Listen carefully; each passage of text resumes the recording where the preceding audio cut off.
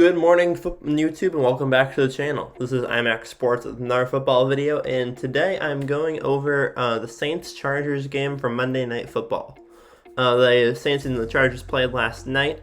The Saints came out on top in overtime on a 30-27 win, and today I'm going to go over and explain how that game went down, what we can expect from how Justin Herbert's been doing, what we can expect from him, and what the NFC South is going to look like for the New Orleans Saints.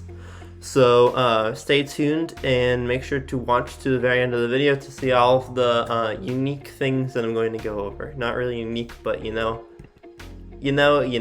Okay. So the box score of this game: the Saints quarterback Drew Brees threw 33 of 47 for 325 yards and a touchdown, as well as an interception for a quarterback rating of 87.6. Justin Herbert threw much better. He was 20 of 34 for 264 yards and 4 touchdowns for a quarterback rating of 122.7. Alvin Kamara carried the ball 11 times for 45 yards. Latavius Murray carried the ball 8 times for 34 yards. Taysom Hill had 3 carries for 13 yards and a touchdown, and Drew Brees had 1 carry for 1 yard and a touchdown as well. On the other side of the football, Jackson had 15 carries for 75 yards. Kelly had 11 carries for 29 yards. Herbert had 4 carries for 8 yards, and Johnson had 1 carry for 1 yard. So, Chargers led in rushing yards in that game. Saints led in passing yards.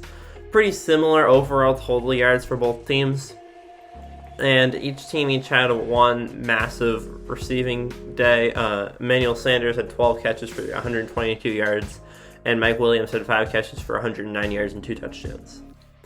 Alvin Kamara was second on the Saints with 8 receptions for 74 yards.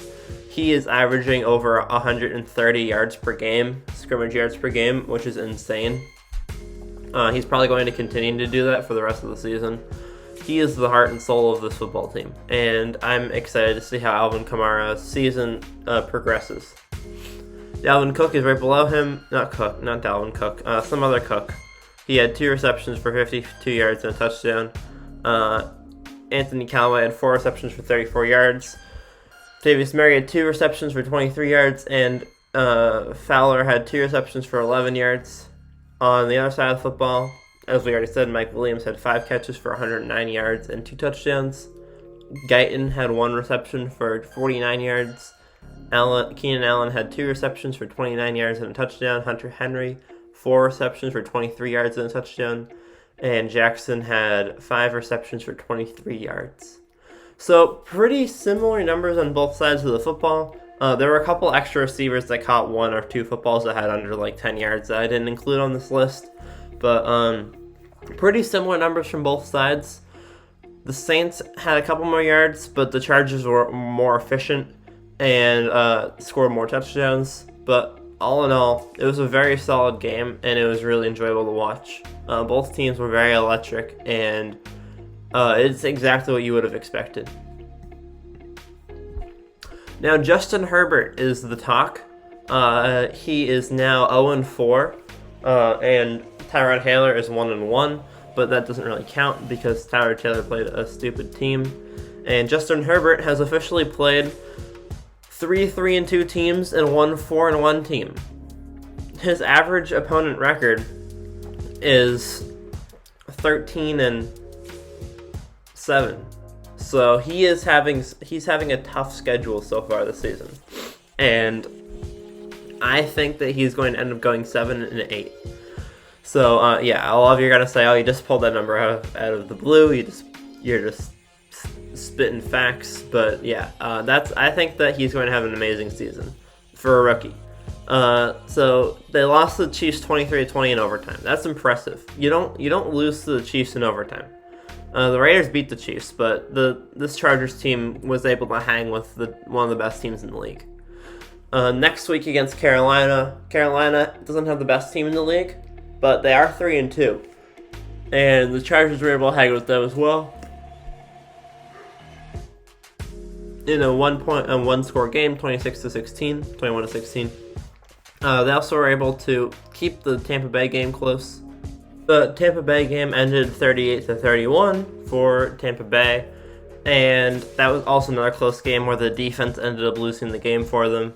And then this one was a shootout, and not really a shootout. It counts as a shootout.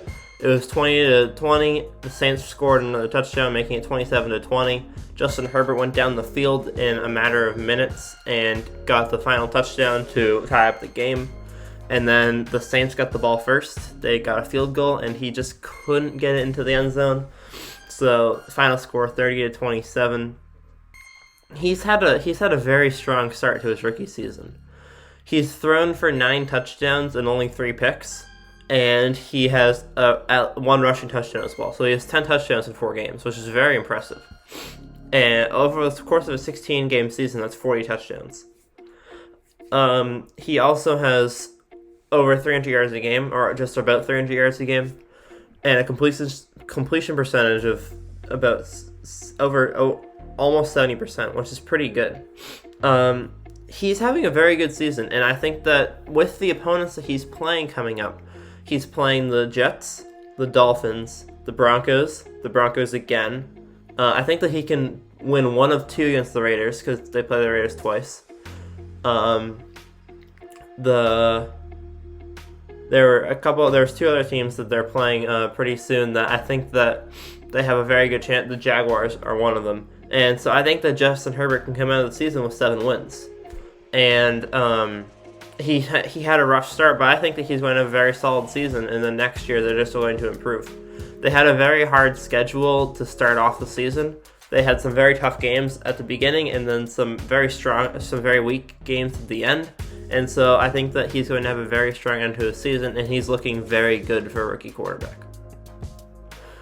Last but not least, we have the NFC South. So far in the NFC South, this is the tightest division in football. Usually it's the AFC South, but this year it's the NFC South. Unless you want to count the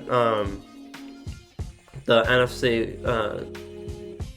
East, but I don't think the NFC East counts for anything because they're all just 1 and something, and they don't know how to play football. So the NFC South has 3 teams that are 3-2. The Saints, the Panthers, and the Bucks are all 3-2. I was not expecting this from the Panthers.